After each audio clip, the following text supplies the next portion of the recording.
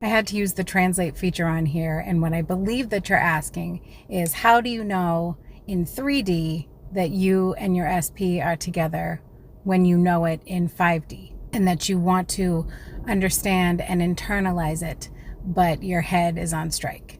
So firstly, I'm assuming that you know you are source. And if you know you are source, then your attention must be divided in placing it on appearances, 3D, versus knowing. Knowing it is done means that is the truth. But perceiving it is not done is the illusion. Perceptions, appearances, those are illusions.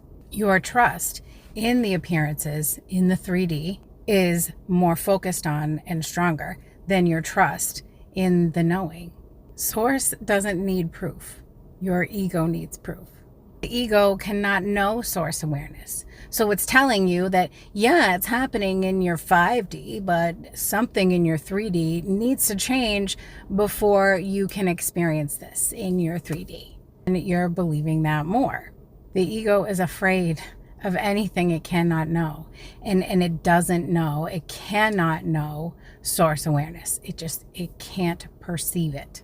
So it thinks that it's this thing. It also can't know 5D, but it can give you this idea of what 5D may be, as if it's some unattainable thing outside of itself that the ego will create all different ways and ideas of how to reach it, but then it will throw wrenches in the middle of it so that you keep going back to the ego to ask for advice, to place your focus on, which is just making its existence more known to you. That's where it gets you to trust it, to trust in it, because it's like, yeah, I got you, I'm protecting you, we're gonna get through this, we'll get you to that 5D, but you have to listen to me. It's distracting you, and it'll produce all of this evidence appearing in your awareness to get you distracted and not focused on knowing yourself as source awareness. So it's going to keep trying to pull you in by stealing your focus. And I know we've been listening to this ego for the greater part of our lives. So it's going to tell you that it's this big thing that you have to overcome. Oh, you have to have an enlightenment. Oh, you have to have this awakening. It makes these things that people have told us about to be some big whoop-de-doo thing. It glamorizes it, right? And so you're like, oh, I just want that. And if you hear success stories, or if you hear someone who's had an enlightenment experience, you're like, I want that, I want to do that. And then the ego's like, yeah, but they must have done something, and you're not able to do that. Like, it makes these lofty goals, but then couples them with these assumptions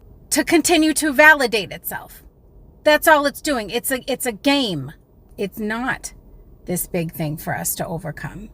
So one of the best ways that I've found to quiet the ego, because that's where we want to start, because that's where your attention is focused.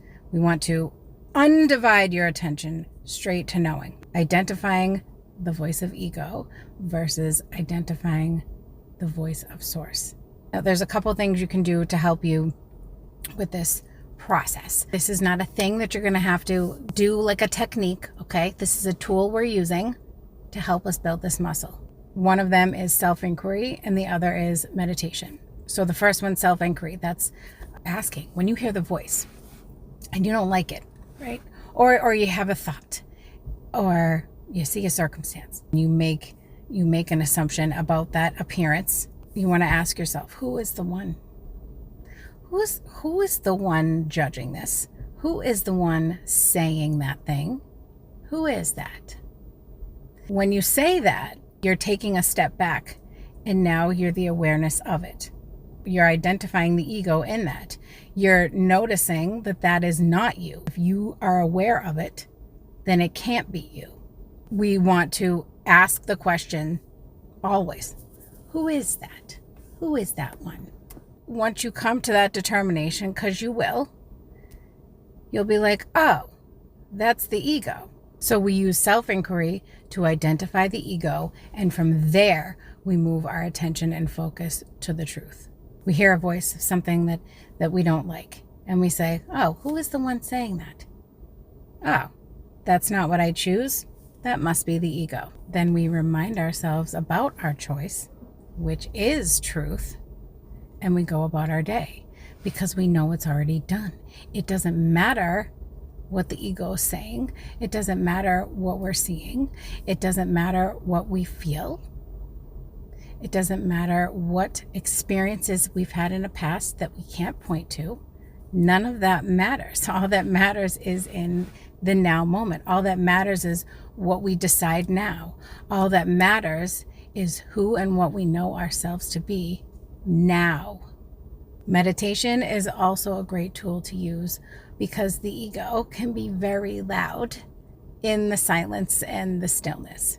It's a great way to identify the ego at that point, because when it's yapping, telling you you have to do something differently while you're laying there or sitting there or try to meditate, it's going to come up in all different ways. At first, it might go for your thoughts, and then it might go for your past experiences, and then it might go for your body. It's trying to move your focus anywhere else but on it.